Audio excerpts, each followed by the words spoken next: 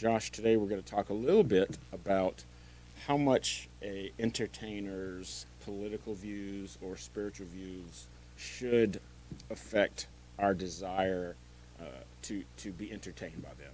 Oh, interesting. Yeah. All right. Oh, this is episode 60. 60. Yeah. On a Saturday, too, babe. Yep. All right.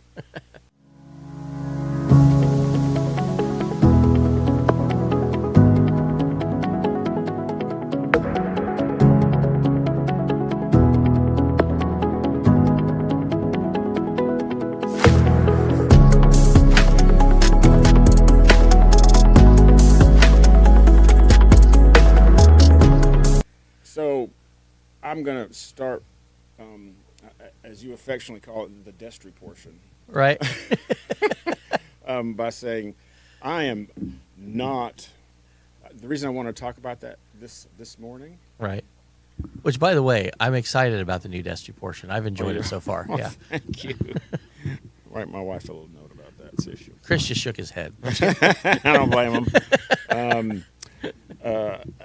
I find myself being very inconsistent in this. I'll watch anything with George Clooney in it because I just enjoy his acting. Yeah. I think he's a really cool dude. But I don't have any desire to listen to his political views, nor would he have any desire to listen to my political views. You know what I mean? Mm-hmm.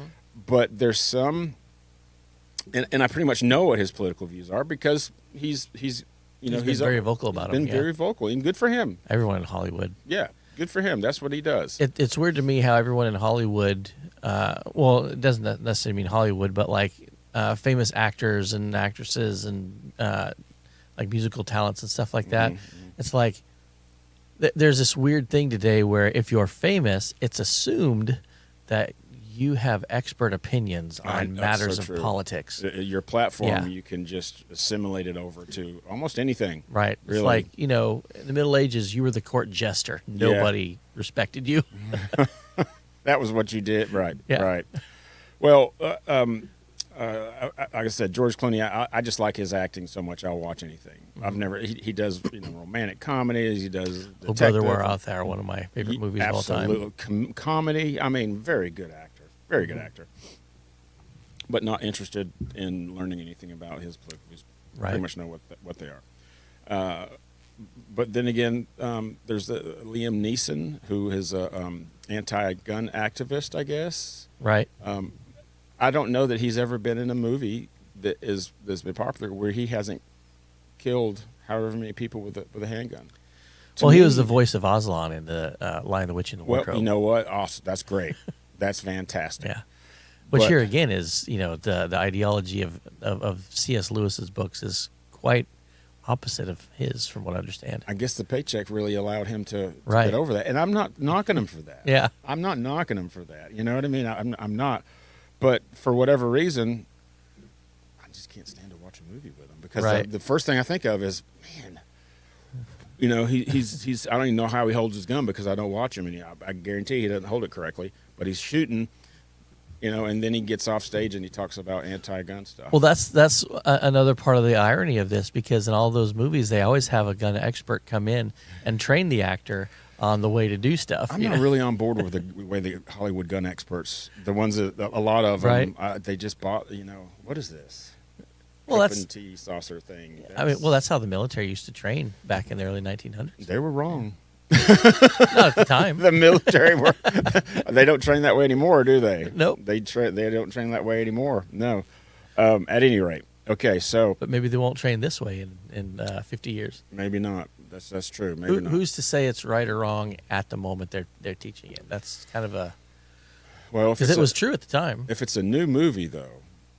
Oh, you're talking about in terms of modern movies? Yeah, modern movies holding Right. a cup and saucer is hard to watch. Yeah. Yeah, I've noticed more modern movies. They're closer. Right. You know what I mean? They're certainly closer to what I call a solid grip. Yeah. It's And- like me watching science fiction. Like, that's not true. Yes. You can't blame everything on antimatter. Right. There you go. Anyway, my point today is that I'm just as inconsistent Yeah. as anybody else, and I'm just as guilty as the people that we're talking about being inconsistent in their Yeah. what they express and how they get their money. Right. I'm just as inconsistent, and why is that? And another question is, should that affect should what I'm talking about affect who we can the entertainment that we consume? Why or why not? I don't have an answer. I just want people to start listening and start thinking about that. We give people passes. I give people passes. If I really like their talent, I'll give them a pass unless it's something really extreme. Right. Stevie Nicks. I'm a huge fan of Stevie Nicks and Fleetwood Mac, but I'm just not interested in listening to Stevie Nicks and her take on abortion. She's very she's very strong about she's an evangelist. About an abortion right apologist. To the right to choose. Yeah. And we can get into that. But I'll listen to rumors all day long. I'll look at pictures of her whenever she was young and videos, and she was just a young hippie. And I love Fleetwood Mac, and I've listened to several audio books about Fleetwood Mac. Right. I'm very intrigued and interested in that history, and it is interesting to hear her history, and maybe why she's so strong in that anti-abortion, right, or the abortion issue. This is in her book. She had an abortion. Yeah. This is in the book that she wrote, or the audio book that I read.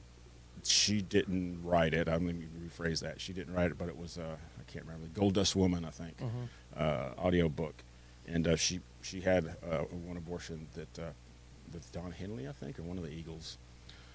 And I've always had a thought, and there's no way I can prove this or disprove it. I've always thought that I've always wondered if somebody is on one side or another of the abortion issue. Let me just be more specific. If you are pro-abortion, pro-choice, I wonder how many of those people have had abortions in the past, and how much that has affected. I'd be curious to find out how much that affects their choices of today. Right. You know what I'm saying? I don't have any proof to one way or another. I just wonder that. Well, similar on the guy's side, like how many are pro because they've been in a situation where they've been the other person that's created that life, and they've paid for the abortion, or encouraged the abortion, or whatever. Right. And if somebody's listening or watching and is in that situation, I want to say to you that just because you have been involved in that in the past, it doesn't mean that you have to hold on to that ideology. You can be forgiven. I mean, my goodness gracious, he has already forgiven. If you ask for forgiveness, he forgives you. And if you're not a believer, still doesn't mean that you have to continue to hold on. So what if you're hypocritical? If you think you're hypocritical you've changed your mind. People change their minds all the time. I changed my mind 20 times already this morning. You notice that nobody accuses you of hypocrisy if you're doing something wrong and then you switch to doing something right. It's only if you're doing something right and you switch to doing something wrong. That's when you're a hypocrite. Yeah, that's a good point. Like you can only be a hypocrite if you started good. Yeah, you can't be a hypocrite if you started bad. That's a good point. And I'll end the abortion issue by this. Look, you can approach me and talk to me if you want to about abortion issues, but if you're going to try to use the woman's life is in danger or the woman has been raped, that's not gonna. That's not a. You don't want to hang your entire thought process on that because it's such a small percentage of people, and we can talk about that. Well, you never legislate on the extreme case anyway. You don't do what? It's a common saying, like you don't legislate on the extreme case, and that's what you're doing exactly. Whenever, and I hear about that, all the time. I mean, you take that at a one-by-one basis. Right. You can do that. We can talk about that, but and overall. A similar situation. My brother, before he retired, was the school superintendent in Georgia, in some of the counties over there. And whenever he was a superintendent, whenever the boys and girls bathrooms were such a heated topic, and I asked him how he handled that. He said, one student at a time. Right. We're not changing. We're not having gender neutral bathrooms. If there's a student that has been born with male and female genitalia or partial or whatever, then we will handle that one at a time. Over the thousands of people that he supervised over, not one. Yeah. There wasn't one. There wasn't one. Right. And I say thousands, I mean thousands. Yeah. Many thousands of students. Right. There wasn't one person that he had to bring into the office, sit down with their parents and say, well, let's see what we're going to have to do about this. Not one. Yeah. So anyway, you can't legislate on the extremes. Right. That's exactly right. One of the other difficulties in this issue is oftentimes those of us who are pro-life, anti-abortion, whatever label you want to stick on it, is the criticism is, well, you don't really care what happens after the baby's born. You just don't want it. You just don't want it aborted. Where are your thoughts after it's born? And that's a very valid argument, and it's often lobbed at those of us who believe the way we do as a means of justifying abortion, because you haven't thought this all the way through, because there's a child that has to be supported. Yeah. But we have. There's entire systems in place to provide help. Our church, especially, Marcus Point Baptist Church, works with several entities in the area that offer support for mothers. I have just personally. Yeah. So there are support mechanisms out there, and throughout all of history, children have been raised in less than ideal conditions successfully. Yes. Not to say that it's not hard. There's not a difficulty with it, but it is possible there are people who are willing to help. Without going into any detail, you are actually helping somebody right now that is in need. Right. And whatever situation this person was in the past, right now she is in need, and you are helping in that situation. So you're right. You're not just saying it; you're doing it. Right. Abortion, adoption, wherever the genesis is for that person's situation, you are helping them right now more than anybody else is. Nobody else is, but you are. You and your family are. One at a time. Yeah, it's one at a time. That's right. One case at a time. Man, you know what? You can't bring up abortion with you and me and just go and let that go and go something else. It's always a half hour after that. We get back to this subject, and that's fine. That speaks to the passion that we have. But let's get back to just the entertainment part of it. Right. Do you, Josh? How does that affect your consumption of entertainment? Somebody's political or religious beliefs. Does it, or how does it? With me personally, it's kind of a range, and there's really no hard boundary on either side of it. But I try to separate people's religious beliefs from the service that they're providing, or their political beliefs or whatever. It's kind of like that saying, nobody cares how their plumber votes. Right. Yeah. And that's true to an extent. But, for example, I had a guy come and service my HVAC once who just the worst personality and, outlook on life and all that stuff. And I did care. Never invited him back. Yeah. Gotcha. But there's a huge range in there. Like if I'm listening to music, even if I'm listening to Christian music, I can guarantee that there's probably something that I and that person disagree with theologically, because I don't even agree with myself 100% of the time. But that doesn't mean that I can't listen to the music he creates. And I grew up singing the older hymns in churches back home, and even churches here in Pensacola, and the life stories of the people that wrote those hymns aren't always the greatest, but the hymns are really good products. strong, for the most part, strong biblical teaching in those hymns and all that stuff.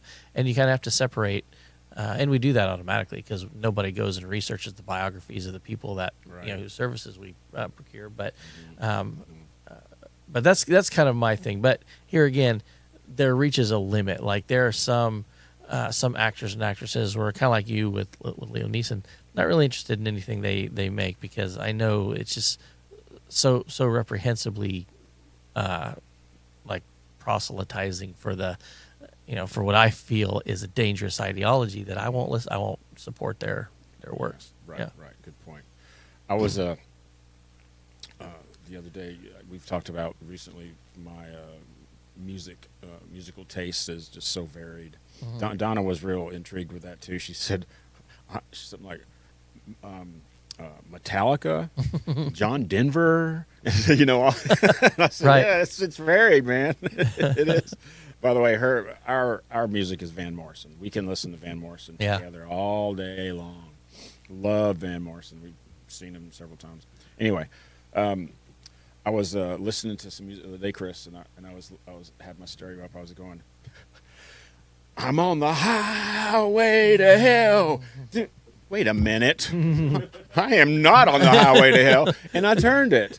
And I'm just singing the song. I'm thinking, man, I wonder if there's other things, that I'm but that was so in my face. I'm like, I don't want to sing that.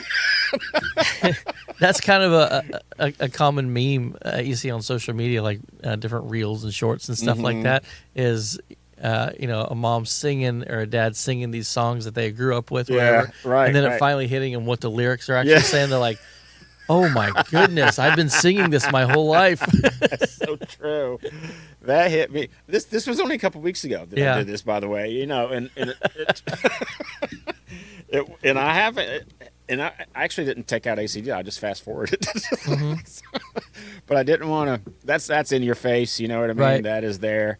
And there was a time back not so long ago that we talked about the what is it called? The playing the stuff backwards on a record player. Being backwards masking and all, and getting into your subconscious, and that's a discussion. I get it. I totally get that. That's a discussion we can have. But today, I just wanted to talk a little bit more about the lighter heartedness of how you pick your music and stuff that you do. And if there's somebody or something that you go, I'm just not interested. No. Well, so what's interesting about that, the highway to hell and the experience you had, it's things that sort of cut to your soul, like music does. Yeah, bro, real quick. Yeah, it's amazing how like the effects of that can be long term and even varied long term. Because, how many times have you sung that song? Probably more times than you can count. Oh yeah. But then all of a sudden, you're going through the words of it, and it hits you a different way. Mm-hmm. Like Scripture is the same way. Sure is. And it's funny how like we don't often look at musical lyrics the same way we do Scripture, right? Because one is inspired, one is the work of man. It can be a tool for good or bad. That kind of stuff. You happen to be open to Isaiah 55 there. And there's a series of verses in Isaiah 55 about how God's thoughts are higher than our thoughts. His ways aren't our ways. And I've read that so many times. I had to memorize that when I was a little kid, because I went to a Christian school and we memorized verses. It's Isaiah 55:8. And like just recently, thinking over that verse, it hit me differently. Because a couple episodes ago, was it a couple episodes ago? We were talking about like the reason for bad things happening, and that's one that I go to sometimes about that explanation. Is like, I don't always know what's going on. God does, and the way He accomplishes things is far superior than the way I accomplish things. Right. And going back to that, calling back to faith, what does that faith mean in our lives and stuff. And so, kind of like in the same magnitude but opposite direction, like the song lyrics Right. experience you had. Yeah. That one the other day hit me. Like I've been thinking about this in this application the way it should be or what. Yeah, Okay. it's yeah. Well, I'll read it right it's quick. yeah. Isaiah 55. 55:8 for my thoughts, and this is the boom, boom, boom. I'm having a hard time. These are not my glasses. So new NIV. It's Yep. NIV. For my thoughts are not your thoughts, neither are your ways my ways, declares the Lord. As simple as that. And it goes on. It says, "As the rains are higher than the earth, so are Mhm. my ways higher than your ways, and my thoughts than your thoughts." Yep. Yeah. As the heavens are higher than the earth, so Yeah, are heavens, my yeah. ways higher than your ways, and my thoughts than your thoughts. Yep. Yeah. Mhm. The rain cometh down, the snow from heaven, and returneth not thither. So shall my word be that goeth forth out of my mouth. It shall not return to me void, but shall accomplish that which I please. I'll prosper in the thing whereto I sent it. There you go. Yeah. That's it, man. It's a very powerful group It of is. scriptures. And It is. he was talking to Israel there. Okay. And, all these prophets were always warning Israel about the dangers of getting away from God and, the ripple effects that'll have, not just on their lives, but the lives after them. Okay. And he was part of that explanation was you got to realize, you might think you're getting away with it, but God's ways aren't your ways. His thoughts aren't your thoughts. It's so far above you. This reminds me, whenever me just as much as anybody else, whenever we say or think something like, when I get to heaven, I'm going to ask God this. Mm-hmm. And some people say it a little bit more fervently than that. When I get to heaven, I'm going Yeah, to have a discussion with God. right. This reminds me that I don't think those things are really going to matter Mm-hmm. whenever we get there. I've been told, and from people I trust, I can't really back it up with any scripture, but my understanding is whenever we're in His presence, those things, those losses, or those struggles, they're not going to mean as much to us anymore. Right. There's something that happens when you get closer to the perspective of something else. All of us when we're kids, we always, at some point or another get mad at our parents. We're like, when I'm grown and I have kids, I'm not going to do that. I'm going to do it this way. Yeah. And then without even having a discussion or whatever, you get to be an adult and you have your own kids, and all of a sudden you're in that perspective and you see the wisdom of that. Like, okay. Now I see. Yeah. And I think that's how a lot of these questions are going to be is Yeah. once we're That's closer a good to that point. perspective, it's Right. not going to be asking God anything. It's going to be, oh, I understand now. Or Yeah. it doesn't matter. Right, I don't- yeah. Whatever that thought That was a process silly is, thing, yeah, whenever to be we're concerned there. about. Right. Yeah. It just no, we're right. This is a temporary place. This is our thoughts are not His thoughts, and our ways are not His way. In everything, Yeah. So And that was a criticism of his, of God's right there, because in the New Testament, we're told, well, even in Isaiah, like the challenge was, in the New Testament it says, "Let this mind be in you, which was also in Christ Jesus." Like, say that again, real quick. let this mind be in you, which was also in Christ Jesus. Okay. Like, there's always this exhorting us to try to conform our minds and our wills to God's, so that We pray that all the time. so that we somehow we can bridge that gap a little bit. Like, Yeah. God, give me your perspective on Right. this. Right. Yeah. Right. Absolutely. And as close as possible, Right. perhaps. Maybe that should be the prayer. Yeah. He knows what our prayers are, but Right. we're not going to have His perspective. Yeah. We had a funeral here not long ago. I walked in and I didn't know we were having a funeral that day. Mm-hmm. Right.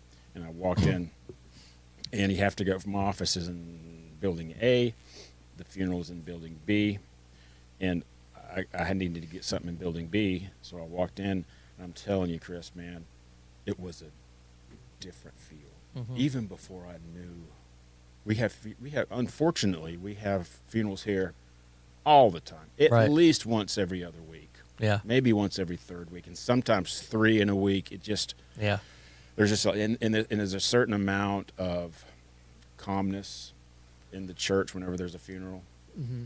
even if you're not in Building B where the funerals are. But I walked in down the ramp to Building B, and it just, before I even saw anybody, it was just different. Yeah. It was different. And whenever I saw people, for sure it was different. It Mhm. was really somber, man. People's heads were down. They were walking differently. People that I knew were doing the same thing, being real quiet. It was a mother and her child Mm-hmm. that were killed somehow. Yeah. And something about that is different than an 80-year-old Right. passing away. You know what I mean? It's difficult to celebrate a mother and her child dying. Mm-hmm.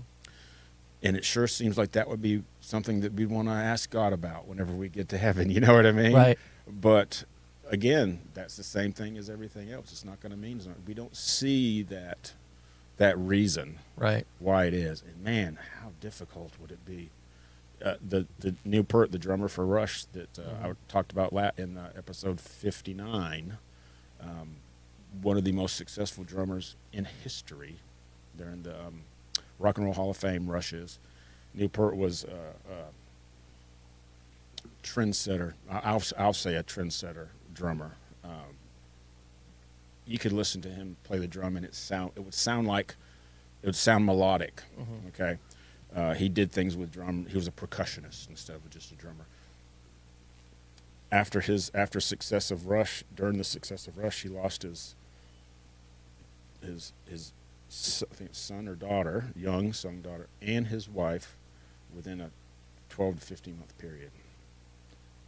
Now, how do you take that in Mm-hmm. and go, for my thoughts are not your thoughts, neither are my ways your ways? Right. How do you do that as a believer? And I don't have any indication that he is or isn't. Mm-hmm. I have more indication that he's not, but I don't know. I've Right. never met the guy. It's so difficult to think about that and Right. how you would perceive that and how you would walk through that. Even being the most faithful person in the world, Mm-hmm. right? But that's the truth. Yeah. When David and Bathsheba had their first child, this was before Solomon. It was a very difficult delivery. This is all chronicled in the Bible, but a very difficult delivery. Bathsheba wasn't doing well through the whole thing. The baby wasn't doing well the whole thing, and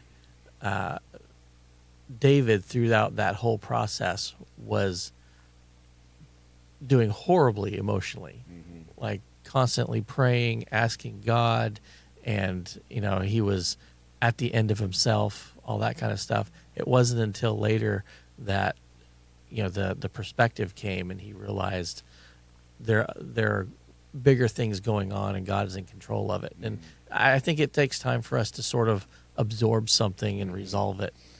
It's never one of those things where it's like, boom, you get hit. Yeah. Like, oh, instantly, I have this answer, Yeah. and it makes everything okay. I think that's just part of being human, is we have to absorb a punch and deal with it sometimes. The hardest part, one of the hardest parts of being Yeah. human is doing that. Anyway, Josh, that's how I wanted to mention today is I don't think that. we ever got to the music part, though. Well, it's just How are we doing on time, by the way? We have a battery that, okay. It's 2 thumbs up. I don't know what that means okay. quantitatively. We're probably okay. 11? 11 Oh. minutes. Oh. Okay. 30 minutes. Okay. Okay. We're Yeah, good. 30 minutes. Okay. Music-wise, because music can get into your emotions really quick. Mm-hmm. Can leave lasting impressions. Very much so. It can bring you back to a place and time instantaneously, almost like a smell. You ever realize that you smell something you hadn't smelled in a while? Go, oh man, that reminds me of so and so. Honeysuckle does that to me. It takes me back Yeah. to one specific place where I was camping.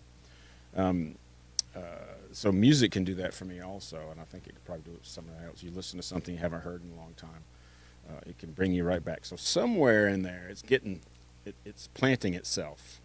right? And it's planting itself with a lot of your senses and your emotions, your feelings.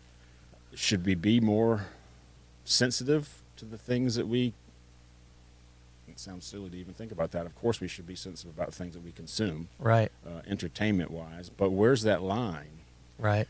I mean, Chris, do you know if you can listen to watch a movie today that doesn't have a cuss word in it?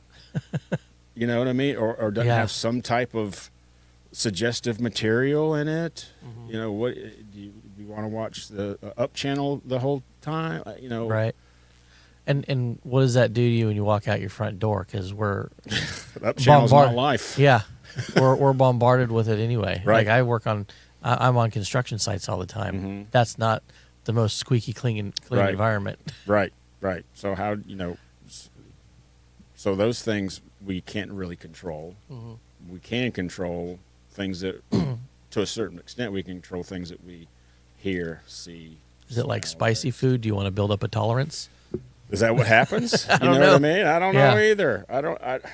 I do know what is it? Trash in, trash out. I don't think that's in the Bible, but it's something close to it, isn't Right. it? Yeah, the concept is definitely.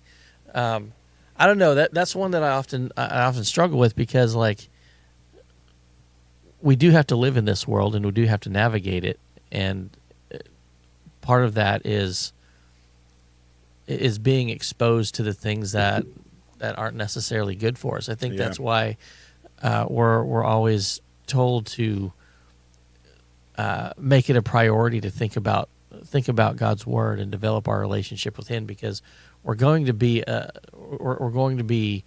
exposed to this whether we like it or not. Yeah. And Right. I remember a long time ago, a friend of mine who was a dad was telling me about his philosophy of this with his kids. He's like, I don't want to shelter my kids from all of it, because then when they get to be an adult and that's when they encounter all this for the first time, they're not going to survive it. I want to treat it like an inoculation, like a vaccine, where I'm giving them a weakened form of this virus in a controlled environment. Yes. And so, like, I don't necessarily restrict them from watching, a Disney movie that has a bad ideology about it. Right. I watch it with them and we talk about it. And not to make everything into a Bible lesson, but you're presenting these ideas in a controlled environment so that they don't just take root and grow, but you can, mitigate the damage they have now and mitigate the potential for damage in the future by letting them know these ideologies exist. This is how we approach them from a biblical perspective, and then use that as a point to grow on. I think for my own brain, my own spirit, I think it's a similar way. Like, I don't necessarily shy away from all this stuff. There are some things where it crosses the line. Like, yeah, I'm not going to really, I'm not going to ingest acid, but I might drink lemonade. Yeah. There you go. Right. Yes. Right. So how do you process it? You want to learn. That's what I thought about college. I learned how to learn in college. Right. Right. That's what you're supposed to do. Yeah. So is learn how to learn how to think. Yeah. Right. And so you want to learn how to process all the stuff, the wheat from the chaff. Mm-hmm. That's biblical, baby. Right.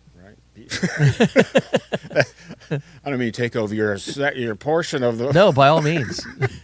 I quote, but seriously, I'm going to come in with a stack of CDs next week. That's right. Start talking about abortion. Anyway, so how can you separate that?